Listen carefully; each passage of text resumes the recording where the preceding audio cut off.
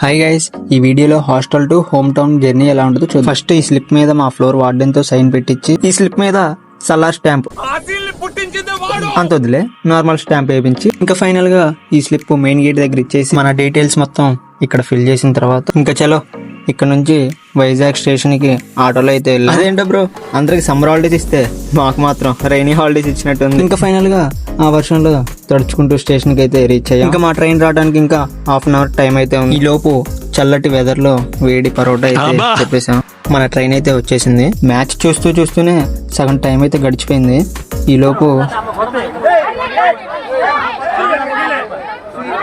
తెలిసిందేగా మీకు జనరల్ కష్టాలు. ఇంకా ఫైనల్ గా మేము దిగే స్టేషన్ అయితే వచ్చేసింది.